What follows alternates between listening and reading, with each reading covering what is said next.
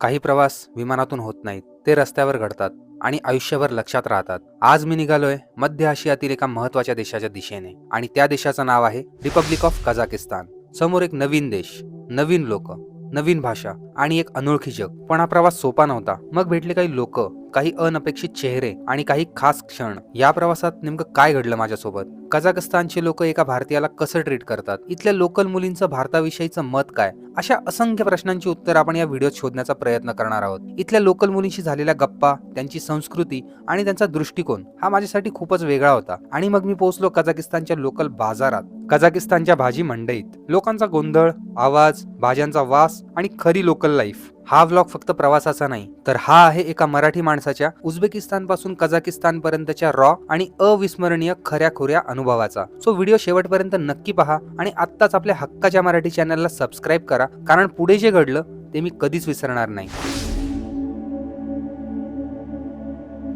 राम राम मंडळी, मागच्या व्हिडिओला कंटिन्यू करत असतानाच आजच्या या नवीन व्हिडिओमध्ये तुमच्या सगळ्यांचं जोरदार स्वागत आहे. सध्या मी आहे तजिकिस्तान उझबेकिस्तानच्या बॉर्डरवर आणि इथून मी निघालोय ताशकेंटच्या दिशेने. ताशकेंटवरून पुन्हा निघणार आहे उझबेकिस्तान कझाकिस्तानच्या बॉर्डरला आणि बॉर्डर ओलांडून आपण पोहोचणार आहोत शिमकेंत कझाकिस्तानला. सध्या बाहेर असा काही नजारा आहे. मी शेअर टॅक्सी केली आहे इथून ताशकेंट पर्यंत जाण्यासाठी. सो बघू प्रवास कसा होतो ते.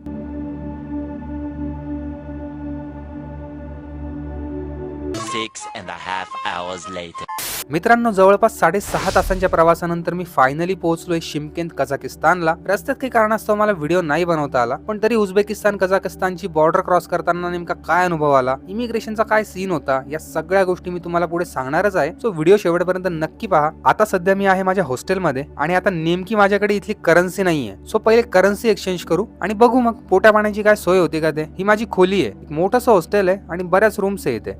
मित्रांनो, फायनली निघालोय बाहेर शिमकेंतच्या रस्त्यांवर. अशी काहीशी ट्रॅफिक आहे इथे आणि आता सिम कार्ड कुठे भेटेलचा शोध घेतोय. बघू, त्यानंतर करन्सी पण एक्सचेंज करायची आहे. यार बेकार भूक लागली होती. सो एका रेस्टॉरंट मध्ये आलोय. तर हा सांगतो तुम्हाला नेमकं काय झालं ते. मी सिम कार्डचं दुकान शोधत होतो. सो फिरत फिरत एक दुकान सापडलं, पण इथे सीन असा आहे की सिम कार्ड तर भेटेल पण इंटरनेट नाही राहणार. मनात म्हटलं की बिना इंटरनेटचं सिम कार्ड काय कामाचं. सो त्या दुकानदाराने सांगितलं की तुम्ही इथे बी लाईनच्या स्टोअर वरती जा, तिथे तुम्हाला सगळी माहिती मिळेल. बी लाईन इथली एक मेजर टेलिकॉम कंपनी आहे. मग मी बी लाईनच्या स्टोअरला गेलो, तिथून सिम कार्ड घेतलं, पण माझा पासपोर्ट माझ्या हॉस्टेलच्या काउंटरवर दिला होता आणि विदाऊट पासपोर्ट इथे सिम कार्ड ऍक्टिव्हेट होत नाही. मग मी परत गेलो माझ्या हॉस्टेलला, माझा पासपोर्ट घेतला, करन्सी एक्सचेंज केली आणि आता इथे आलोय जेवायला. हा असा काही मेनू येते, नाव तर काही वाचता नाही येते, पण चित्र पाहून कळतंय की नेमकं काय येते. हे एक सँडविच ऑर्डर केलंय 700 टेंगेचं, ज्याची भारतीय रुपयांमध्ये कॉस्ट होते जवळपास 132 रुपये.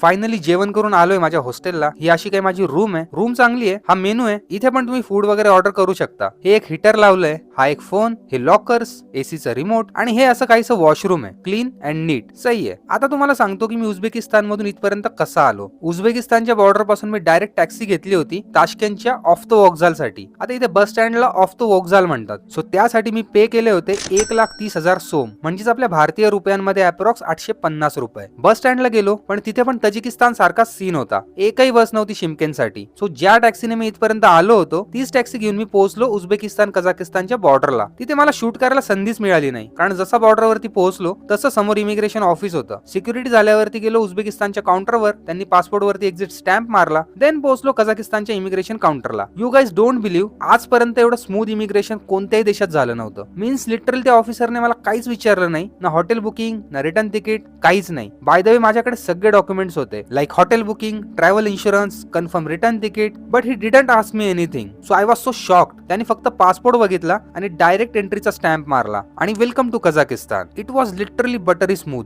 एक नंबर. त्यानंतर जसा कझाकिस्तान मध्ये प्रवेश केला, बाहेर टॅक्सीवाल्यांची लाईन लागलेली होती. माझ्यासोबत एक लोकल कझाक व्यक्ती होता, त्याने माझी बरीच मदत केली. त्याने शिमकेंसाठी मला टॅक्सी बुक करून दिली आणि त्या प्रवासासाठी मला लागले 5,000 टेंगे. यार मागील 3 दिवसांपासून प्रॉपर झोप झालेली नव्हती. सो प्रवासादरम्यान मला व्हिडिओ नाही बनवता आला, पण प्रवास चांगला होता आणि मी असा पोहोचलो माझ्या हॉस्टेलला. चला झोपतो आता आणि भेटतो तुम्हाला उद्या सकाळी. Day 2.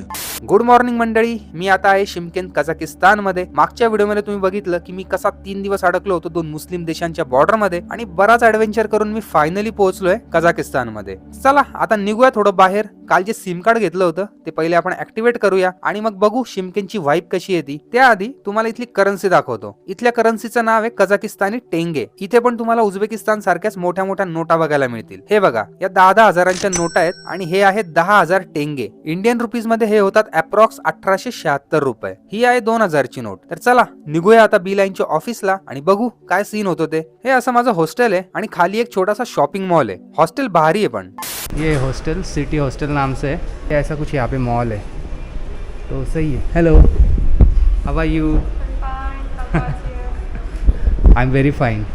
Okay, I am going to now be line office to activate my SIM card. Yesterday I haven't a passport with me, so I cannot activate my SIM card. Check your passport. Yeah, I have my passport with me.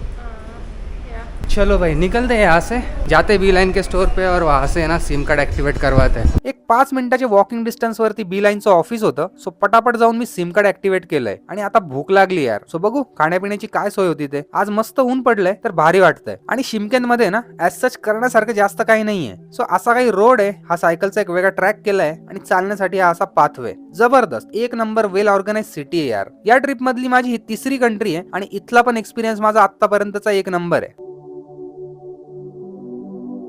चालता चालता पोहोचलो एका restaurant मध्ये. जेवण order केलंय. तोपर्यंत थोडं कझाकिस्तान बद्दल बोलूया. कझाकिस्तान एक लँडलॉक कंट्री आहे. या देशाचा काही भाग हा ईस्टर्न युरोप मध्ये पण येतो आणि मोठासा भाग हा आशियामध्ये येतो. त्यामुळे या भागाला आधी युरेशिया देखील म्हणायचे. आपला व्रॅप आलाय आणि हा एक कोक. देशाचं नाव आहे रिपब्लिक ऑफ कझाकिस्तान. कझाकिस्तानची राजधानी आहे अस्ताना. या आधीचं नाव होतं नूर सुलतान. सो कधी नूर सुलतान म्हणतात तर कधी अस्ताना. इथली प्रायमरी ऑफिशियल लँग्वेज आहे कझाक आणि दुसरी ऑफिशियल लँग्वेज आहे रशियन. इथे अप्रॉक्स 65% कझाक एथनिसिटीचे लोक राहतात, 21% रशियन आणि 3% उझबेक. इथे काही लोकल मुली देखील आहेत. चला त्यांच्याशी थोडं बोलण्याचा प्रयत्न करूया. Hello, how are you? Hi. What is your name? I'm fine, Janal.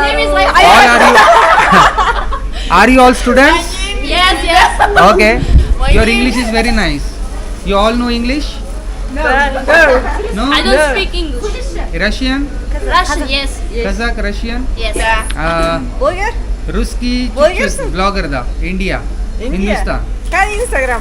तो भाई यहाँ पे स्टूडेंट्स है और काफी ज्यादा curious. मित्रांनो, कझाकिस्तान मध्ये आल्या आल्या एक गोष्ट तर जाणवली की इथली लोक सुद्धा उझबेकिस्तान सारखीच खूप जास्त फ्रेंडली आहेत. एनिवेज, खातो आता आणि निघूया थोडं शिमकेंतला एक्सप्लोर करायला.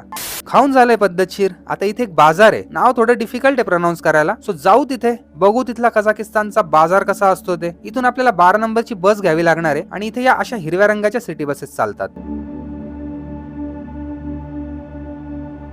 बसने एका ठिकाणी उतरवलंय. आता शोधतोय नेमका बाजार कुठे येते. बसच्या तिकिटाचे मला लागले 100 टेंगे आणि इथे कुठूनही कुठेही जा, फक्त तुम्हाला लागणार आहेत 100 टेंगे. तर हे भारी यार. आणि इथे एक बसचं कार्ड पण चालतं. सो ते पण तुम्ही युज करू शकता. सो पब्लिक ट्रान्सपोर्टेशन पण आहे ना, भारी वाटलं मला.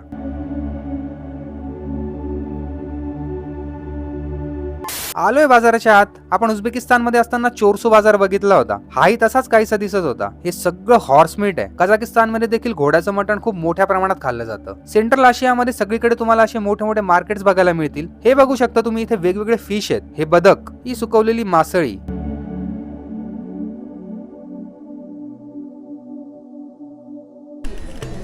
Say hello. Hello, India. Hello, India.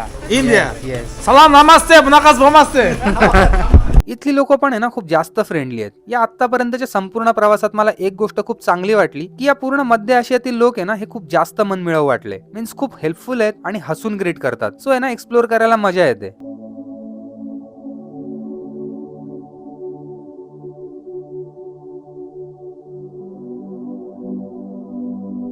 Hello भाई, चलते चलते आ गए अभी यहाँ पे फ्रूट मार्केट में. बड़ा सा मार्केट है भाई यहाँ पे और हर जगह पे आपको सब्जियां मिलेगी, फ्रूट्स मिलेंगे. चालता चालता इथे एका फ्रूट मार्केट मध्ये आलोय. मोठीशी भाजी मंडी दिसते मला. चला बघू काय काय भेटतंय इथे. इथे काकडी आहे 500 टेंगेची. टोमॅटो आहे 250 टेंगे, म्हणजेच आपल्या भारतीय रुपयांमध्ये 47 रुपये किलो. खीरा. खीरा खीरा है, खीरा की प्राइस है 500 टेंगे. 500. ये टोमेटो है भाई. Tomato вот этот хороший, вот. और ये टोमेटो Вот, 250 250. 250 टेंगे के हैं. और ये टोमेटो है स्कूल का देंगे. 1500. 1000 ओके 250 के और ये 1000 के ऐसा पूरे यार सब्जी का मार्केट है यहाँ पे और सही है स्पासिवा большое.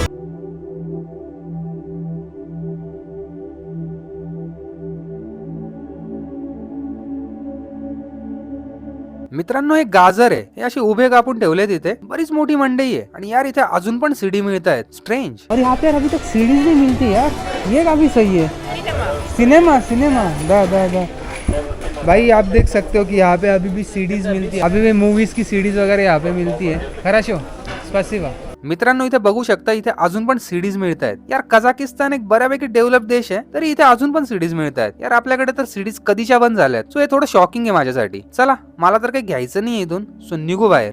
इथे एक जवळच इंडिपेंडन्स पार्क आहे बघू तिथे जाऊन काय बघायला मिळतं ते. इथे बघा काय लिहिलंय कडक चाय सही आहे. आणि पुढे मला डोंगर दिसत आहेत. इंडिपेंडन्स पार्कच्या प्रिमाइसेस मध्ये पोहोचलोय. बघा ना किती छान केलंय इथे. हा एक मस्त असा कॅनॉल बनवून ठेवलाय आणि या साईडला पूर्ण ग्रीनरी करून ठेवली आहे. भारी बनवलंय. शिमकेंत एक बॉर्डर टाउन असून इतकं स्वच्छ आणि वेल ऑर्गनाइज. कझाकिस्तानचं फर्स्ट इम्प्रेशन एक नंबर आहे.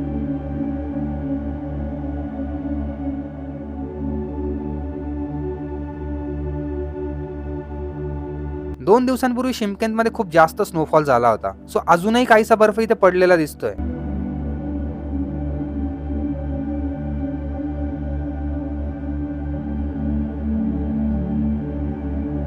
मित्रांनो थांबूया आजच्या व्हिडिओमध्ये. व्हिडिओ आवडला असेल तर एक लाईक नक्की करा. अजूनही चॅनलवर नवीन असाल तर आपल्या हक्काच्या मराठमोळ्या चॅनलला आत्ताच सबस्क्राईब करा, शेअर करा आणि शक्य झाल्यास मला इंस्टाग्रामवर देखील फॉलो करा. भेटूया लवकरच अशाच एका नवीन इंटरेस्टिंग व्हिडिओमध्ये. तोपर्यंत bye bye from Shymkent Kazakhstan. Jai Hind Jai Maharashtra.